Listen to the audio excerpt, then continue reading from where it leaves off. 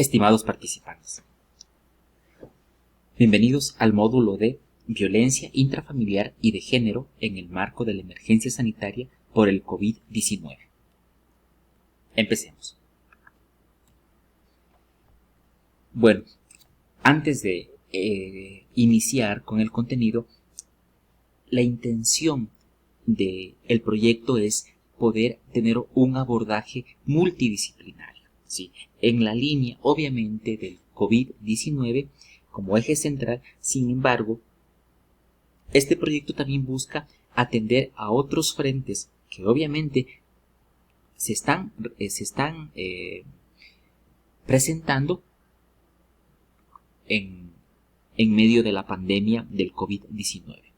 Ahora, ¿qué es la violencia intrafamiliar?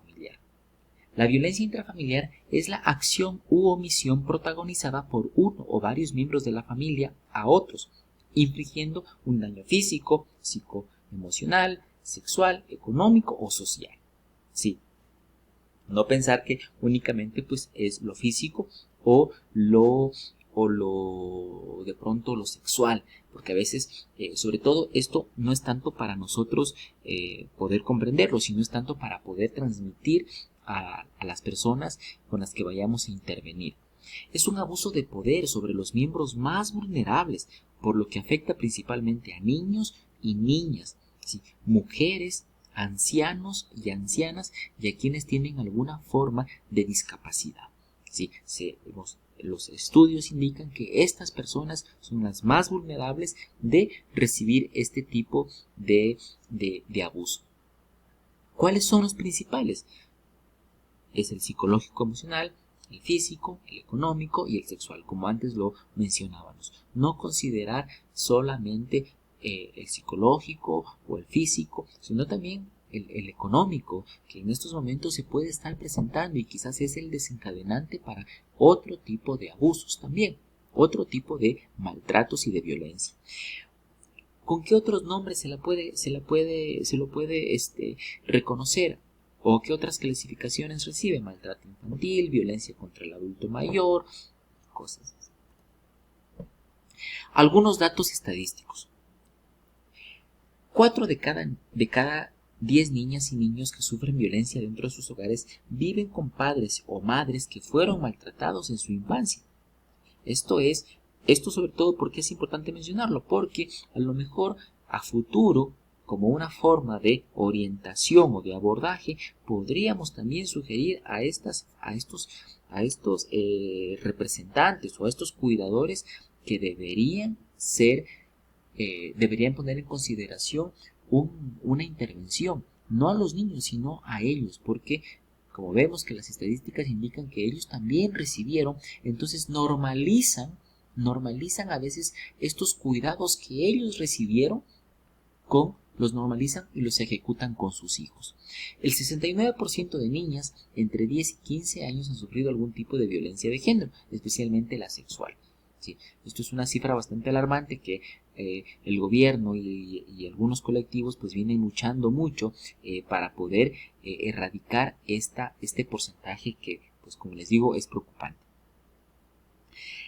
Y este tercer aspecto es algo que a la universidad pues le llamó al grupo que está al mando de este proyecto, le incitó a poder crear un espacio, un módulo para poder abordar esta temática.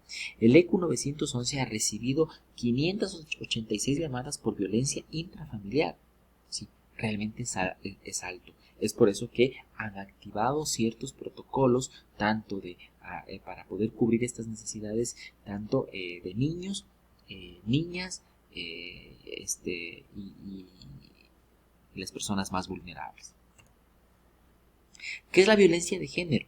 La violencia de género es todo acto de violencia, ¿sí?, que se presenta por razones de identidad, género y sexo, que tiene como resultado posible o real un daño físico, sexual o psíquico, incluidas las amenazas, la coerción o la privación arbitraria de la libertad, y que ocurre en la vida pública o privada. Obviamente que hay un abuso de poder que se genera en este caso siempre va a haber una persona que conlleva a tener ese exceso de poder y que pues trata de eh,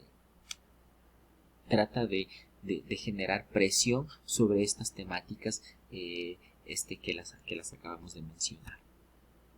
¿Cuál es el ciclo de la violencia? El ciclo de la violencia, pues bien, el ciclo de la violencia empieza con una acumulación de tensión, ¿sí? una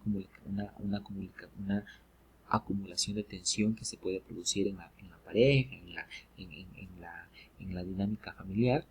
Luego hay una explosión violenta, ¿sí? Que generalmente termina pues en una agresión, puede ser esta de tipo físico, de tipo verbal, de tipo psicológico, ¿sí? Luego continúa con una culpa, con un arrepentimiento de la persona en donde pues se generan muchas promesas de que no volverá a pasar, de que es la última vez y cosas por el estilo.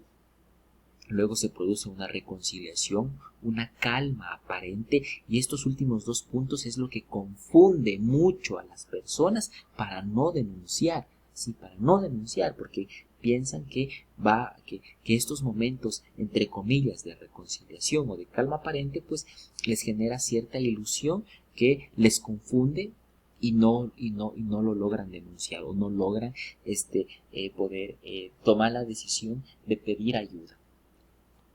Entonces, esto es el ciclo de la violencia.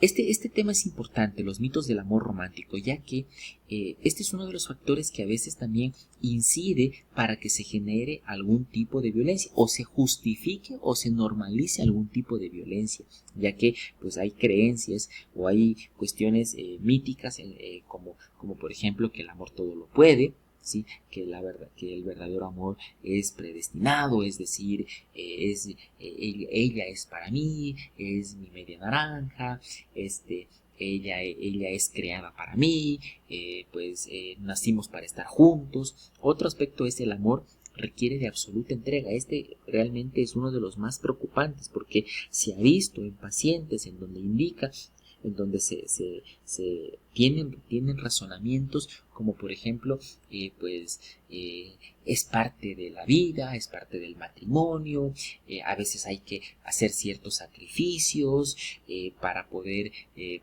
llegar al final, en fin, sí, y esto hay que, como les decía anteriormente, pues hay que orientar y hay que tratar de ir desmitificando este tipo de pensamientos.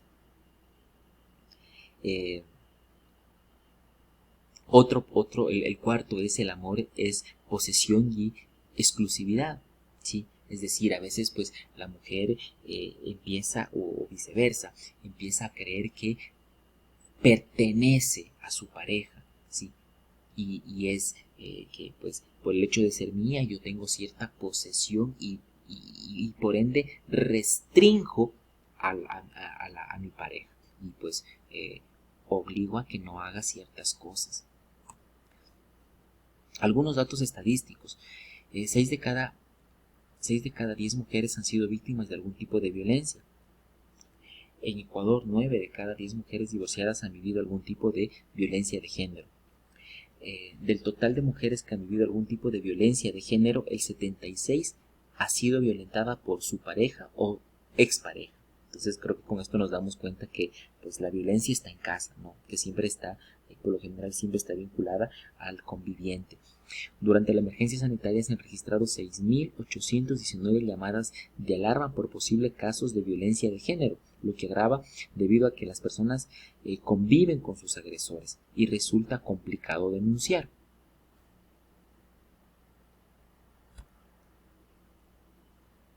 ¿Por qué sucede la violencia? Pues listo, hay una violencia directa, sí, hay una violencia directa que es muy visible, sin embargo, hay dos tipos de violencia que no se ven o que están a veces inmersas en nuestra dinámica social y que no se pueden ver. Una de ellas es la violencia cultural y otra es la violencia estructural, ¿sí? Entonces, este tipo de violencias a veces también conllevan a que ciertas dinámicas se puedan normalizar y se puedan justificar. Para finalizar, algunas ideas de cierre. Las características del sistema social, cultural, político, ideológico y económico generalmente están enmarcadas en un patriarcado, lo que permite normalizar la violencia, lo que les he venido insistiendo en estas últimas intervenciones. Configuraciones sociales y personales de lo femenino como sumiso, débil e inferior, y de lo masculino como autoritario, dominante y superior, hacen que los espacios públicos, como por ejemplo el trabajo, o privados como el hogar o la pareja, se conviertan en posibles espacios de violencia. Sí, es muy común decir pues que ciertas personas por ser el sexo débil o no pueden acceder a ciertas cosas, o el hombre porque es el hombre tiene que hacer ciertas cosas. La construcción de instituciones como la familia y la pareja, desde mitos como el amor todo lo puede y todo lo soporta, hace que la pareja y la familia se diseñen muchas veces como espacios de posesión y exclusividad, por lo que exige de sus integrantes entrega absoluta, sacrificio y lealtad. Lo que les decía anteriormente, hay muchas cuestiones que se han venido normalizando y eso hace que sus actores no lo terminen por denunciar, no terminen por actuar y no terminen por solicitar ayuda. Agradezco mucho su atención.